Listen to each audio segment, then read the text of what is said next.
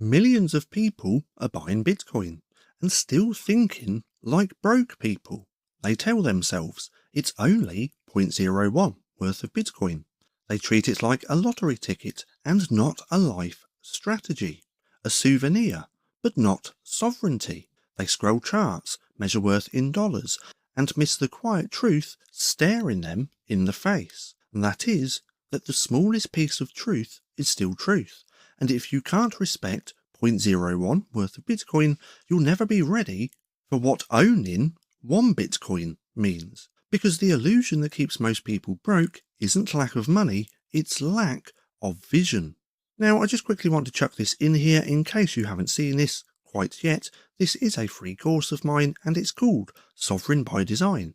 Now, if you want to come and check this out, what I'll do is link it down in the description below. See, the modern world trained you to think in digits and not direction. It told you that wealth was linear, more hours, more zeros, more effort. But Bitcoin doesn't play by those rules. It compresses the game of wealth into one law, and that's scarcity. And scarcity doesn't reward volume, it rewards conviction. Now, 0.01 worth of Bitcoin isn't small. It's 1/1,000,000th of the scarcest digital asset on Earth, a fraction of freedom that will one day be out of reach for billions of people. Yet, people shrug. They call it nothing, because the system taught them that value must feel heavy. Cars, houses, cash piles. But they still chase what can be printed and ignore what can't. See, the illusion is this.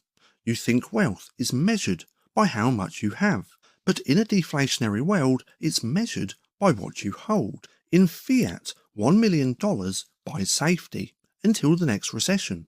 In Bitcoin, 1 million sats buys permanence and forever. And the moment you stop measuring in dollars, you start seeing through the illusion. Because here's the trick the system pulled on you. It convinced you that small equals insignificant, that you need more before you deserve peace. But the sovereign knows that every sat is a vote for independence, and 0.01 worth of Bitcoin, that's 1 million satoshis, is not a participation trophy.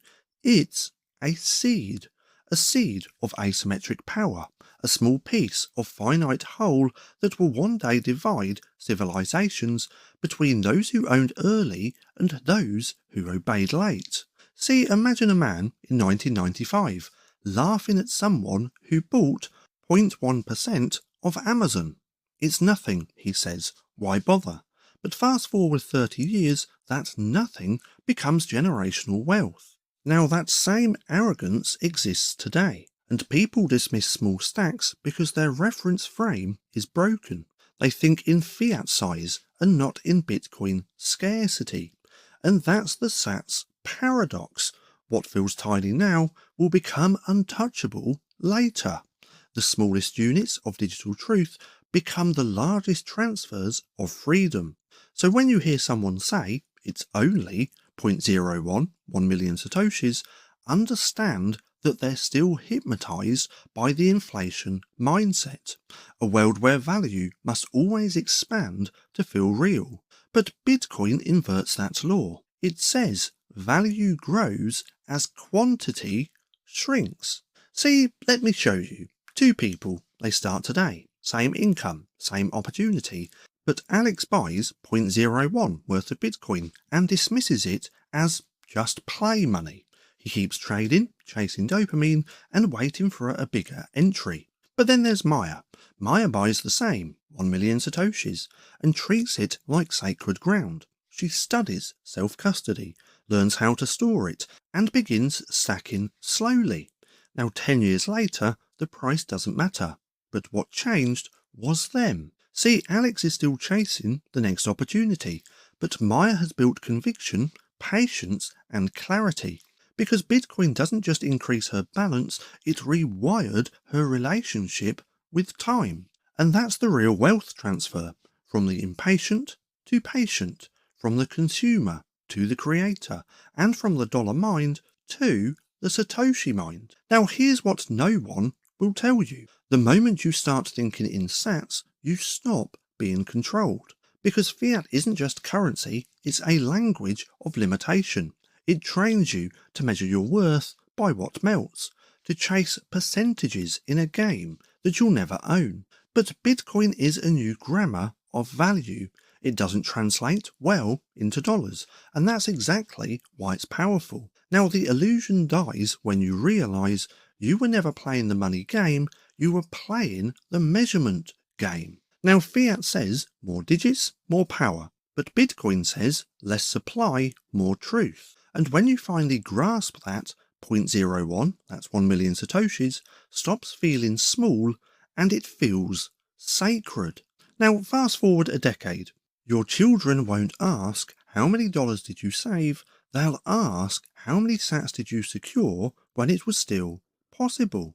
Because by then, 1 million sats might buy what $1 million can't. Privacy, mobility, and autonomy. See, governments will regulate fiat into surveillance credits. Corporations will tokenize obedience. But Bitcoin will remain the last asset that doesn't need permission. And those who saw early, even 0.01 worth of Bitcoin won't just be wealthy, they'll be unreachable. See, owning 0.01 worth of Bitcoin isn't about finance, it's about identity. Because once you own even a fraction of incorruptible truth, you start demanding the same for yourself. Now you start spending your time like you spend your sats, deliberately, and you stop tolerating dilution in money, relationships, or purpose. And that's the real illusion that keeps most people broke. They think wealth is external, but the economy you must fix first is internal, and Bitcoin gives you the mirror. Now, one last time, I'm just quickly going to chuck this in here, Sovereign by Design. If you want to come and check this out, there's a link for this down in the description below. Now, if you've made it this far, and if you're not too sure what to watch next, well, I have this playlist for you just here, which you can go ahead and binge watch if you enjoy watching my content, or if you just want a quick single little video, you can watch this one just here, recommended to you by YouTube.